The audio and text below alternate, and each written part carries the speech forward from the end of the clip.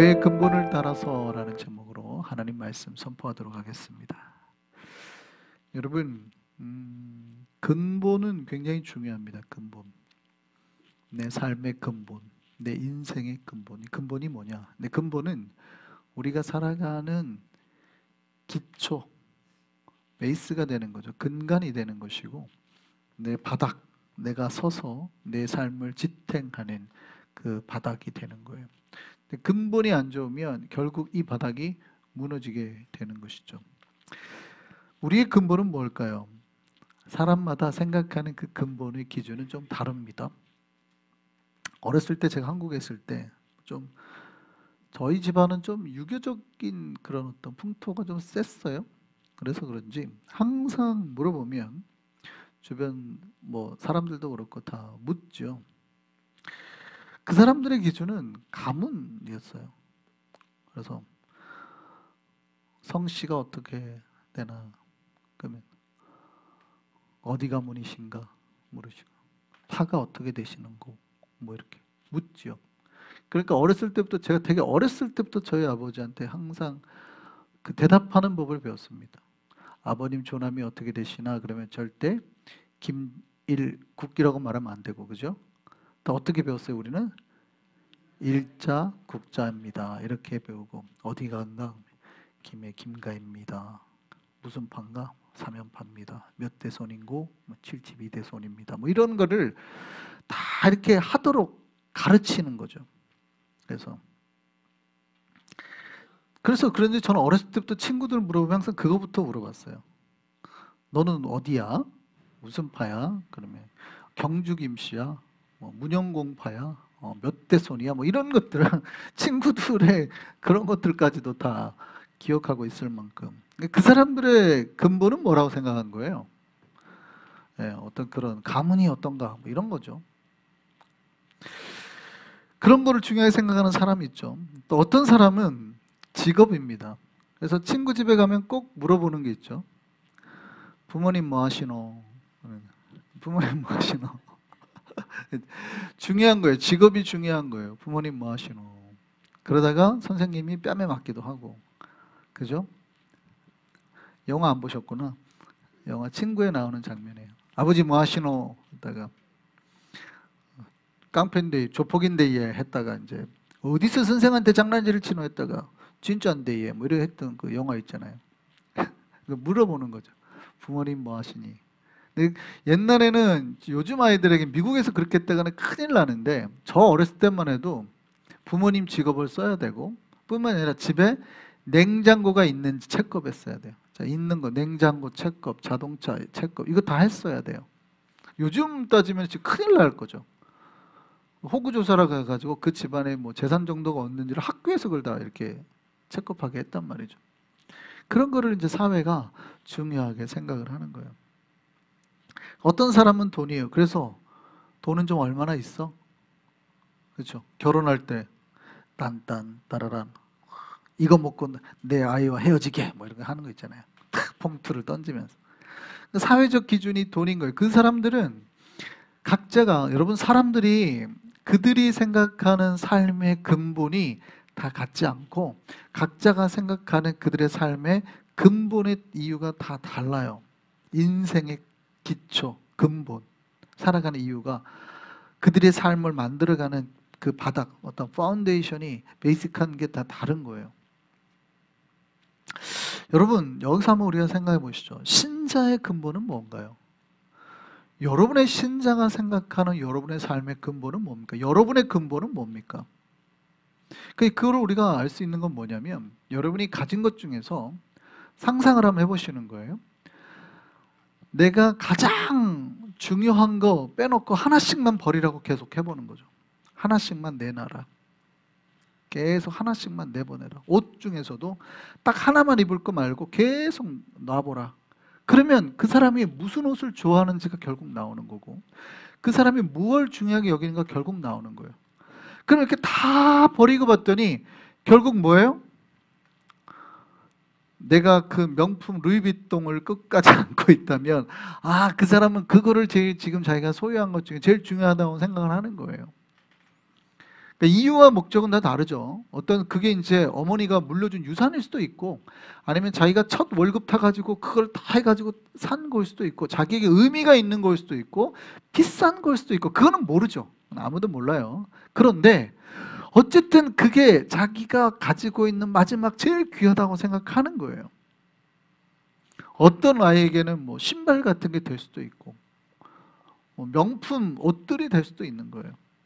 자, 그렇게 해보면 여러분 생각해보면 돼요. 여러분이 여러분 삶에서 마지막까지 여러분을 붙잡고 있는 거는 뭔가, 진짜 이거 없으면 큰일 난다고 생각하는 거는 뭔가를 한번 생각해 볼 필요가 있어요. 한번 머릿속으로 한번 상상을 해보세요. 뭐예요? 요거는 없어도 괜찮을 것 같아. 하나씩 하나씩 해가지고. 뭔 것 같으세요? 다이아 반지? 뭔 것 같으세요? 가족? 자녀? 건강? 어떤 사람은 그래요. 자녀보다 자기 건강이 중요한 사람도 있죠. 다 필요 없다. 내가 뭐 죽으면 끝나는데 뭐 하고 자기 건강 생각하는 사람도 있어요. 네. 그런 사람도 있고, 기준이 좀 다르니까. 신자로서는 뭐냐? 우리의 가장 밑바닥에는 뭐냐? 저는 마지막까지 놓을 수 없는 게 성경이에요. 성경. 여러분, 제가 제일 중요하게 생각하는 것 중에 하나가 성경이에요. 여러분, 우리 밑바닥에는 뭐가 있을까요? 신자의 가장 밑바닥 기초에는 신앙이 있기를 바랍니다. 여러분, 다른 걸 다 포기해도 신앙만큼은 포기하면 안 돼요. 그래서 여러분, 내가 누군가를 선택하는 기준, 혹은 내가 직장을 선택하는 기준, 내 삶을 만들어가는 기준에 뭐가 있어요? 신앙이 있어야 됨을 믿으시길 바랍니다. 할렐루야.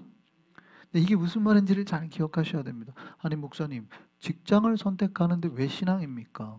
돈이거나 환경이 아닙니까? 라고 반문하실 수가 있어요.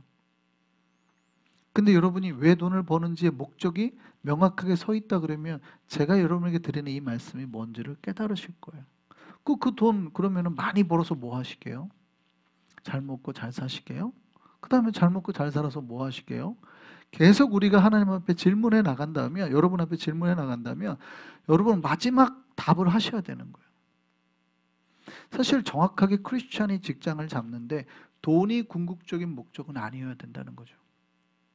돈도 중요하죠. 많이 버는데 가는 거죠. 근데 진짜 돈 많이 주면 우리가 다 할 수 있어요? 돈 많이 주면 도둑질도 할 수 있고 돈 많이 주면 사람도 때릴 수 있어요? 그건 아니잖아요. 그건 아니라는 걸 알고 있어요. 그러면 돈만 준다고 해서 우리가 다 할 수 있는 건 아니라는 거예요. 돈 많이 주면은 우리가 헤지펀드 해가지고 다른 나라를 망하게 해갖고 어떻게 거기서 많이 벌어야 돼요? 그것도 아닌 것 같죠? 어떻게 할 거예요? 돈 많이 준다고 하면 그러면 내가 할 수 있는 거 아니라는 거예요. 그게 아니라. 그 돈이 목적은 아니고 내가 그럼 이 돈을 벌어서 무엇을 할 건가가 삶의 목적이어야 된다는 거죠. 그게 뭐예요? 하나님께 영광을 돌리기 위한 거예요. 그러니까 내가 직장을 선택하는 기준, 사람을 선택하는 기준, 모든 거에 내 삶을 만들어가고 세워가는 기준에 여러분의 바닥에 신앙이 있어야 된다는 거예요. 신앙이 없으면 나중에 돈이 우선이 되거나 아니면 목사님 저는 편안한 삶이 목적입니다. 이렇게 되면 어느 순간 그거를 자기의 인생의 바닥에 기초로 쌓은 사람은, 제가 아까 바닥에 기초라고 그랬잖아요. 거기에 서 있어요. 그거를 쌓은 사람은 놀랍게도 그게 무너지는 순간 인생이 망하는 거예요. 인생이 똑같이 무너지는 겁니다. 무슨 얘기냐면 내가 돈을 내 인생의 최우선으로 생각하고 내 바닥의 기초, 내 삶의 기초를 돈을 뒀어요. 그 위에 서서 이렇게 사는 사람들은 만약에 어느 순간 내가 부도를 당하거나 사기를 당하거나 해서 돈이 폭삭 망하잖아요. 없어지잖아요. 그러면 바닥이 무너진과 동시에 그의 인생도 끝나는 거예요. 그런 사람들은 잘 헤어나오지를 못합니다. 왜냐하면 자기가 그거를 내 인생의 기초로 생각했거든요. 그러니까 그게 없어지는 순간 막 어떻게 막 삶을 뭐 어떻게 감당을 못해요. 막. 여러분 신자는 때로는 돈이 없어져도 버텨낼 수 있어요. 왜요? 우리의 바닥은 예수 그리스도예요. 신앙이란 말이죠. 그러니까 우리를 진짜 버티고 우리의 내 인생을 버티게 해주는 것은 신앙인 거지 돈은 그냥 애드댄스인 것뿐이에요. 다른 것들은. 그래서 여러분의 인생의 바닥, 기초를 무엇으로 하는지가 굉장히 중요합니다. 여러분 신자의 힘은 든든한 신앙에서 기초됨을 믿으시길 바랍니다. 여기에서 그 다음에 여러분의 삶이 세워지거나 만들어지거나 풍요로워지거나 아름다워지거나 이 모든 게 그 바닥에서 오는 거예요. 믿으시기를 바랍니다. 19세기 초예요. 1800년대. 프랑스가, 여러분 프랑스 하면 유럽 인류 역사에서 굉장히 센 강국이었습니다. 그죠? 그러니까 영국과 프랑스는 항상 유럽에서 누가 세냐 이거를 주도권을 잡고 항상 싸운 나라죠. 근데 거기 사이에 치여가지고 항상 힘들었던 나라가 독일이죠. 그래서 독일이 이제 나중에 열받으니까 근대 들어와가지고 우리도 한번 힘을 세게 해보자 해가지고 만들었던 게 이제 물론 나중에 후배인 프랑크 공국도 나오지만 이제 세계대전이잖아요. 그래서 전 세계를 한번 싹 자기네가 먹어보려고 애쓴 거죠. 막 그렇게. 근데 사실은 유럽의 절대 강자는 원래 프랑스입니다. 그죠? 프랑스가 거의 이거였어요. 그런데 프랑스가 유럽의 이제 전체적인 산업혁명 이후에 나라가 유럽이 흔들리고 새로운 신개척지가 생긴 미국이라는 나라가 생기고 미국이 굉장히 파워풀하게 커가는 걸 보고 조사원을 파송합니다. 저 나라가 지금 왜 저렇게 빨리 크고 있는가? 왜냐면 사실은 영국의 식민지에 불과한 땅이거든요. 미국. 우리는 지금 미국 하면 세계 넘버원이지만 당시만 해도 인도나 이런 데랑 큰 차이가 없어요. 되게 가난한 나라거든요. 그러니까 도망쳐 나와가지고 뭐 그런 사람들이 살아가는 데이기 때문에 되게 가난하고 이 나라가 자기네는 수백 년, 수천 년의 역사를 가진 유럽이란 나라예요. 유럽이 그 강국이에요, 프랑스가. 미국은 미개하죠. 문화도 없어요. 학교도 없어요. 여기는 뭐 별게 없다고요. 그때 당시만 해도 1800년대만 해도 완전 뭐 통나무 집이나 짓고 살아가는 사람들이 걔네는 성당이 막 몇백 미터짜리 성당이 있고 완전히 유럽의 최고를 보냈잖아요. 근데 궁금한 거예요. 저 나라가 왜 저렇게 빨리 커가지? 해서 조사원을 파송합니다. 그래서 알렉시스 드 타크빌이라는 사람을 미국에 파견했어요. 그 사람이 그 프랑스에다가 보고서를 보내는 내용이에요. 미국에 대해서. 이 사람이 미국을 다 샅샅이 다니면서 조사를 해가지고 이렇게 보고서를 보냅니다. 나는 미국의 위대함을 강이나 넓은 항구에서 찾아보려고 했습니다. 그게 무슨 얘기인지 알죠? 미국은 상상할 수 없는 미시시피 강 같은 거 있잖아요. 그 다음에 뉴욕 항구 같은 거 있잖아요. 그래서 이게 무역항 때문에 그런가? 자원이 좋아서 그런가? 이거를 다 조사를 했다는 거예요. 지리적인 역학적. 그런데 거기에 있지 않았습니다. 미국의 풍성함을 비옥한 농토와 무성한 숲에서 찾아보려고 했습니다. 미국은 뭐 아이오와 쪽 가면은 3일씩 차를 타고 가도 옥수수 밭이잖아요. 그때는 물론 몰라서 그래요. 지금 미국에서 셰일가스가 사우디나 레바논보다 더 큰 게 막 지금 발견됐죠. 세계 최대 산유국이 어디예요? 아직도 사우디로 생각하시는 분이 계실지 모르겠는데 미국입니다. 미국이 세계 최대 산유국이에요. 지금 밝혀진 것만 해도 레바논 땅이 하나 나왔죠. 이렇게 사우디가 하나씩 나오고 있죠. 지금 막. 전 세계에서 지금 가스 이 기름을 제일 많이 가진 나라는 미국이에요. 어쨌든요. 뭐 그때는 이건 몰랐겠죠. 1800년대니까. 미국의 풍성함을 농토와 그 숲에서 찾아보려고 했는데 거기에 있지 않았습니다. 그럼 이 사람은 어디서 도대체 이 미국이 이렇게 위대해지고 빨리 크고 성장하고 있는가를 했는데 이 사람이 다시 공공시설이나 학교에서 찾아보려고 했대요. 근데 거기에 있지 않았대요. 그럴 수밖에 없죠. 유럽에는 몇백 년 된 학교들이 그 히스토리한 학교들이 가득한데요. 미국은 이제 마을마다 조그만 학교가 있으니 그게 되겠냐고요. 근데 이 사람이 이렇게 보고서 씁니다. 발견했습니다. 저는 미국의 교회들을 방문했고 거기에서 발견했습니다. 이렇게 보고서에 그렇게 쓴 겁니다. 강단마다 불붙는 말씀이 넘쳤고 미국의 능력이 거기에서 흘러나옴을 알았습니다. 그리고 미국은 좋은 일을 하려고 합니다. 그리고 많은 발전을 일으켰습니다.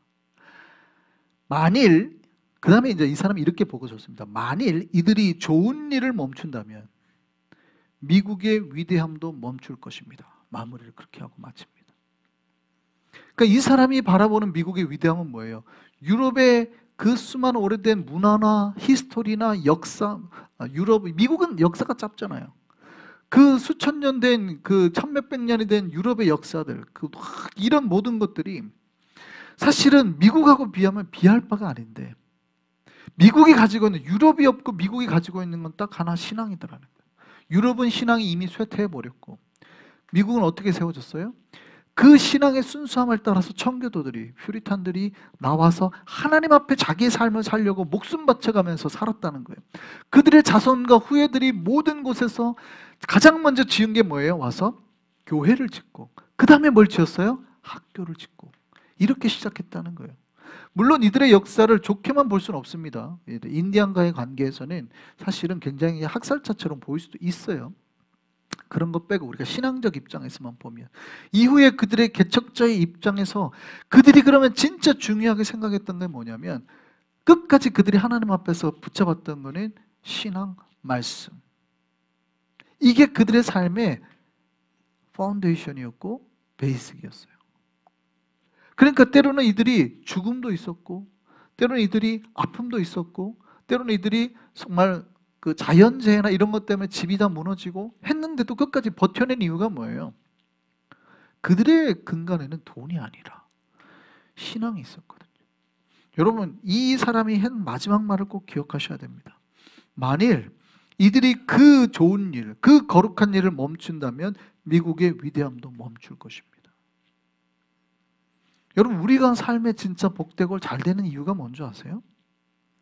내가 열심히 일해가지고 번 돈 때문이 아니라 내 바닥에 마지막 그 기초가 가장 깊은 것이 예수 그리스도 신앙이었기 때문에, 우리가 그 신앙을 기초로 가질 수 있는 저와 여러분 되기를 바랍니다.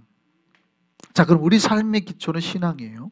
자, 그러면 이제 거꾸로 다시 한번 조금 어려운 질문. 그러면 신앙과 교회의 근본은 뭘까요? 우리의 신앙과 교회의 그 기초, 이 파운데이션은 뭘까요? 우리 삶의 그 기초는 신앙이어야 된다는 거고, 자, 그럼 우리 신앙과 교회의 근본은 뭡니까? 좀 더 한 단계 더 깊은 세계로 들어가 보면 뭐예요? 과연 신앙의 기초, 우리 교회의 근본은 뭐가 돼야 되는 거예요? 이 말씀은 여러분 잘 아시는데, 장님, 블라인드죠. 눈에 안 보이시는 장님이 가서 그 코끼리를 생전 한 번도 안 봤는데 이제 코끼리를 본 거죠. 그 코끼리를 보고 와서 코끼리는 어떤 동물이야라고 이제 설명을 해보라고 했죠. 그랬더니 이 5명이 설명하는 게 다 다른 거예요. 그죠? 첫 번째 사람은 이렇게 했습니다. 코끼리는 벽과 같은 동물이야, 벽. 벽? 왜 그러냐 봤더니 가서 코끼리 배를 만지고 온 거죠. 코끼리 배를. 그때 옆에 있던 장님이 아니야 뭐 어디 이상한 소리를 하고 있어. 코끼리는 마치 큰 그 구렁이, 뱀처럼 생겼어. 뱀. 아나콘다 같은 뱀처럼 생겼어. 이렇게 말하는 거예요. 어디를 만지고 온 거예요? 코를 만지고 온 거예요. 그랬더니 옆에 있던 장, 뭐 얘네 이상한 소리 하네. 아니야. 코끼리는 큰 어떤 기둥처럼 생겼어. 이렇게. 뭘 만지고 온 거예요? 다리를 만지고 온 거예요. 그 옆에 있는 다른 네 번째 그 장님이 그러는 거죠. 야, 무슨 소리를 하는 거야? 얘네 이상한 소리 하네. 코끼리는 큰 부채처럼 생겼어. 이렇게. 뭘 만지고 온 거예요? 귀를 만지고 온 거예요. 그랬더니 5번째 장님이 참 희한하다. 니네 지금 뭘 잘못 만지고 왔나 봐. 아니야. 코끼리는 밧줄 같은 거야, 밧줄. 뭘 만지고 온 거예요? 꼬리 만지고 온 거예요. 다 생각해보세요. 5명의 그 장님이 말하는 표현이 코끼리에 대한 정확한 표현이에요, 아니에요? 아니죠. 사실은 파트를 만지고 온 거예요, 파트. 자기가 할 수 있는, 자기가 가능한, 내 시간과 능력이 가능한 파트만 딱 만지고 온 거예요. 그러고 자기는 다 한다고 하고, 혹은 자기는 그것이 전부라고 코끼리의 전부라고 생각하는 거죠. 가끔 우리가 신앙생활을 할 때 그렇게 하는 경우가 있습니다. 내가 어려서부터 신앙생활하는 그 파트가 신앙생활의 전부라고 생각하는 거예요. 혹은 내가 생각하는 그 파트가 신앙생활의 전부라고 생각을 하는 거예요. 근데 그러면 이런 오류를 만들어낼 수 있어요. 그렇지 않다. 그래서 목회자의 지도를 받으실 필요가 있어요. 전체적인 눈을 가지고 볼 필요가 있어요. 여러분, 신앙생활을 잘 하시는 분들이 있어요. 어떤 분들은 성경을 읽는 거, 신앙생활, 신앙이 뭐냐고 물어보면 어떤 사람은 성경 읽고 믿는 거죠 라고 말하는 사람, 어떤 사람은 주일 예배 잘 가는 거죠, 어떤 사람은 기도 생활 열심히 하는 거죠 라고 말하는 거예요. 자, 이게 우리가 신앙생활 잘하는 거가 되나요? 안 되나요?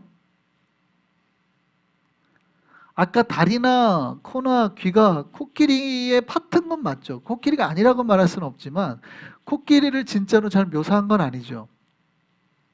여러분, 기도 생활하고 주일 예배를 드리고 하는 게 신앙생활을 묘사한 건 맞아요. 파트. 근데 그게 신앙생활은 아니에요. 파트예요, 파트. 그러면 진짜 신앙의 이 파운데이션, 베이스는 뭐예요? 여러분, 기억하시길 바랍니다. 예수 그리스도를 만나는 거임을 기억하시길 바랍니다. 따라하시죠. 예수 그리스도. 예, 내가 주일 예배를 드리든 새벽 기도회를 하든 아니면 여러분이 성경을 읽든 그 안에 예수가 없이 하는 모든 것들은 진짜가 아니에요. 여러분 삶에서 예수 그리스도가 중심이 되고 근간이 되어야 됩니다. 그래서 여러분께 질문을 드립니다. 여러분, 예수님 만나셨습니까?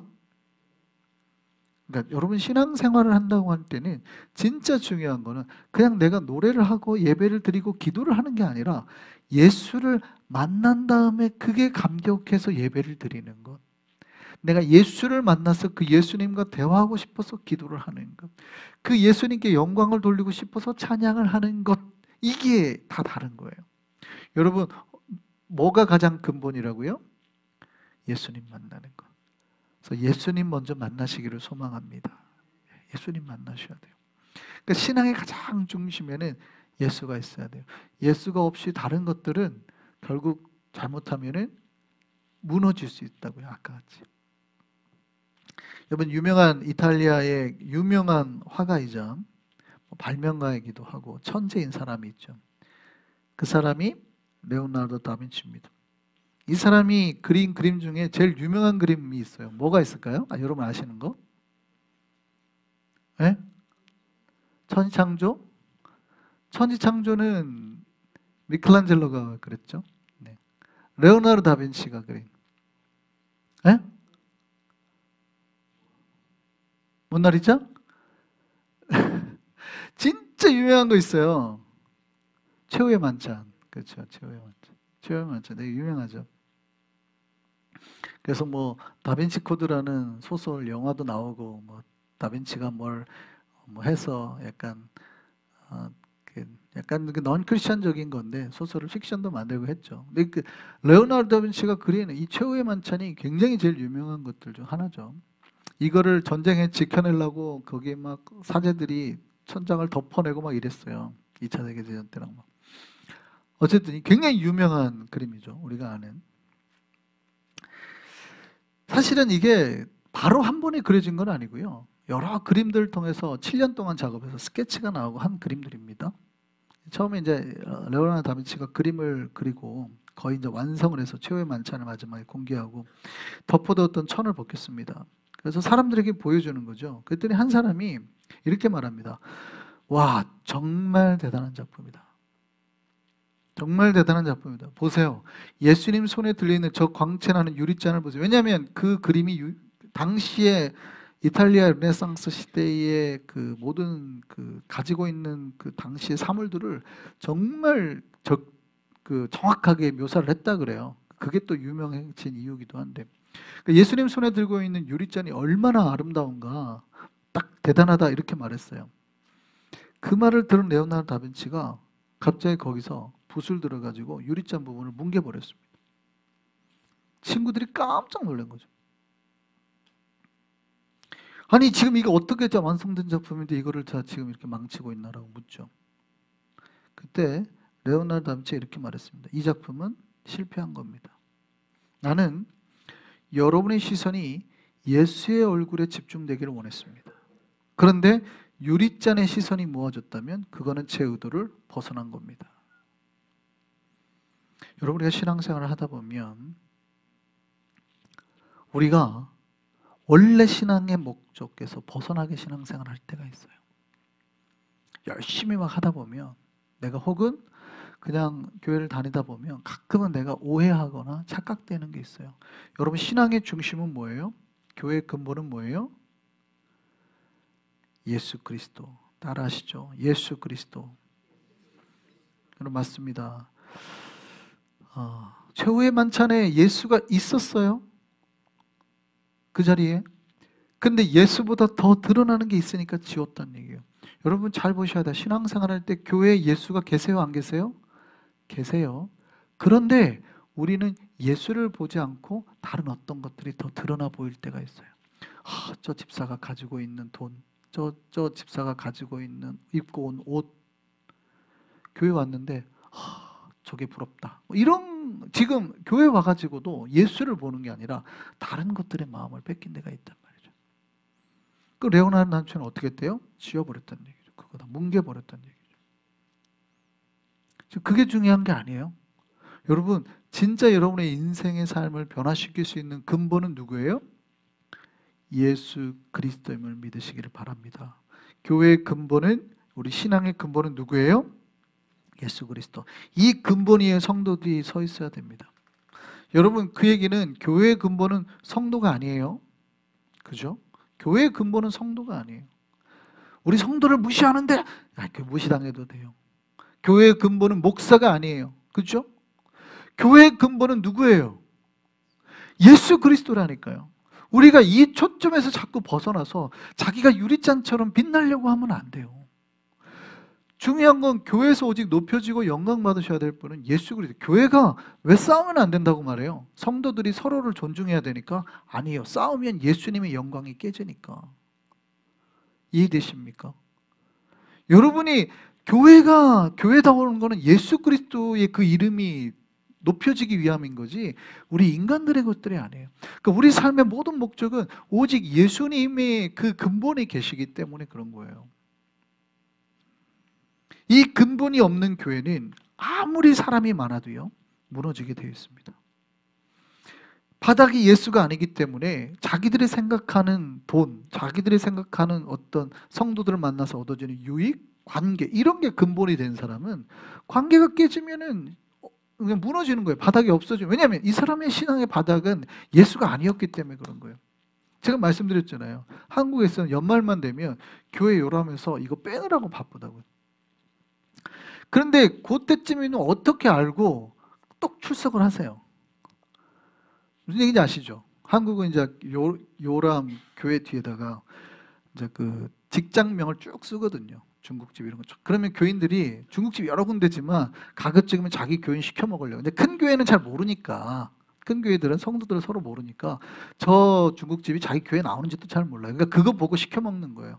어르죠, 저희 이렇게 시켜 먹었단 말이에요. 그걸 아니까 이분들이 1년 내에 안 나오다가 연말에 이제 이걸 넣을까 뺄까를 1년 동안 안 나오시면 다 빼버리거든요.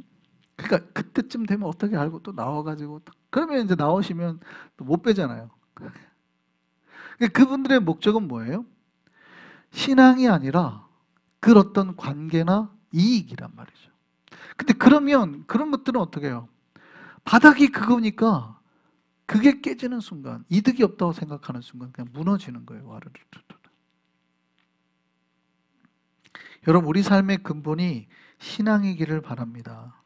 그 신앙의 근본, 교회의 근본이 예수 그리스도이기를 바랍니다. 여러분, 우리가 신앙생활하는 이유가 뭡니까? 그 예수를 알기 위함이고 더 깊이 알기 위함이고 그 예수와 친밀해지기 위함이에요. 그래서 가장 교회의 중요한 근본은 예수입니다. 교회에서 가장 높아져야 되고 인정받아야 되실 분은 예수 그리스도입니다. 사실은 집사, 권사, 목사가 아니라 예수여야 된다고요. 할렐루야. 오늘 본문이 지금 그 얘기하고 있는 거죠. 예수가 도대체 누구냐 설명하면서 모든 교회의 목적은 예수 그리스도로 말미암고 교회의 몸인 이 교회 몸인 교회의 머리이시고 그렇게 이렇게 말합니다. 그가 근본이시고. 그가 뭐라고요? 근본이시고. 그가 교회의 근본이시고 만물이 창조된 것도 그로 말미암았고 모든 근본은 예수 그리스도다. 우리 교회의 근본이 예수 그리스도가 되기를 바랍니다. 2023년 우리가 한 해를 열심히 달려왔습니다. 여러분, 교회가 교회 될 수 있고 교회가 참 교회의 목적을 이루는 바닥에는 그 안에 있는 모든 성도들의 마음속의 바닥에 근본이 예수 그리스도일 때 가능한 거예요. 교회가 시끄러운 이유는 그 바닥에 예수가 근본이 아니라 다른 것들을 근본이라고 생각하고 살았는데 장님처럼 오해한 거예요. 파트는 내가 열심히 하는데 예수를 못 보고 자기가 붙잡은 파트가 마치 신앙이 전부인 것처럼 살았기 때문에 그러는 거예요. 여러분, 우리 한성교회는 예수가 근본되는 교회 되기를 바랍니다. 여러분, 예수가 인정받지 못하는 교회는 교회가 아니에요. 우리가 예배하는 이유, 섬기는 이유, 사랑하는 이유는 모두 예수 그리스도 때문입니다. 그 예수님께서 살아계시고 우리에게 말씀하시고 이 교회의 주인은 예수님입니다. 교회의 근본이신 예수 그리스도를 따라서 살아가는 성도, 그렇게 한 해를 마무리하고 새로운 해를 맞이하는 우리 순종의 교회 되기를 바랍니다.